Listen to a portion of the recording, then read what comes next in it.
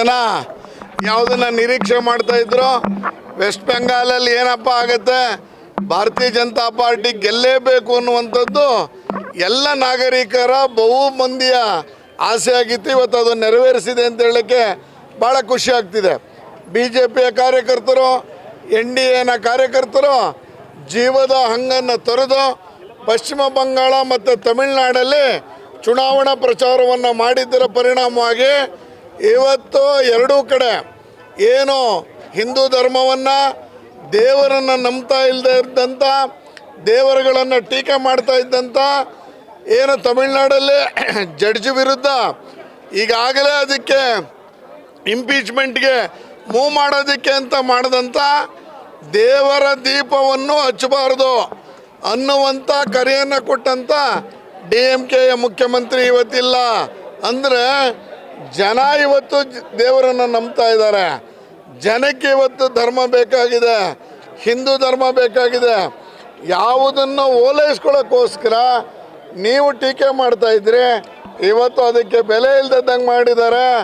ಈ ವಾರ್ತು ನೀವು ಎಷ್ಟೇ ದುಡ್ಡನ್ನು ಹಾಕಿರ್ಬೋದು, ಗ್ಯಾರಂಟಿ ಯೋಜನೆ, ಆ ಯೋಜನೆ, ಈ ಯೋಜನೆ ಅಂತೇಳಿ ಹಬ್ಬಕ್ಕೆ ಮೊದಲು ದುಡ್ಡು ಹಾಕಿ ಜನಗಳನ್ನು ಓಲೈಸ್ಕೊಳ್ಳೋಕ್ಕೆ ಅಂತ ಹೋಗ್ತಾ ಇದ್ರೆ, ಈ ಬಾರಿ ಮಹಿಳಾ ಮತದಾರರು ಏನು ನೀವು ಪಾರ್ಲಿಮೆಂಟಲ್ಲಿ ಮಹಿಳಾ ಮತದಾರರಿಗೆ 33%ಗೆ ರಿಸರ್ವೇಷನ್ಗೆ ಬಿಲ್ಲನ್ನು ಏನು ಸೋಲಿಸಿದ್ರೆ, ಅದಕ್ಕೆ ಇಡೀ ದೇಶದ ಈ 5 ರಾಜ್ಯಗಳ ಚುನಾವಣೆಯಲ್ಲೇ ಮಹಿಳೆಯರು ವಿಶೇಷವಾಗಿ ನಿಮ್ಮ ವಿರುದ್ಧ ಆಕ್ರೋಶವನ್ನು ವ್ಯಕ್ತಪಡಿಸಿದ್ದಾರೆ.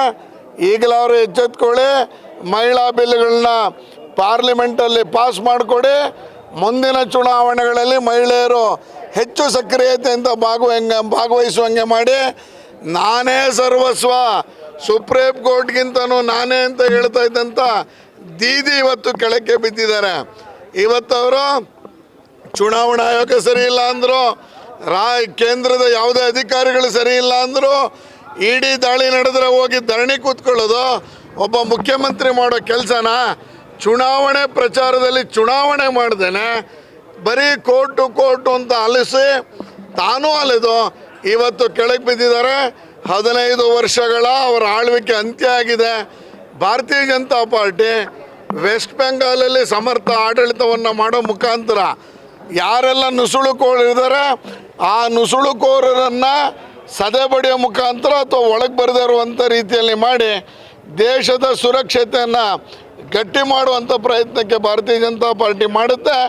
ಅದಕ್ಕಾಗಿ ನಮ್ಮೆಲ್ಲ ಕೇಂದ್ರ ನಾಯಕರಿಗೆ, ವಿಶೇಷವಾಗಿ ಈ ಚುನಾವಣೆಯಲ್ಲಿ ಮನೆಗೆ ಹೋದಂಥ ನಮ್ಮೆಲ್ಲ ಕಾರ್ಯಕರ್ತರಿಗೆ ಅಭಿನಂದನೆಗಳನ್ನ ಸಲ್ಲಿಸ್ತೀನಿ.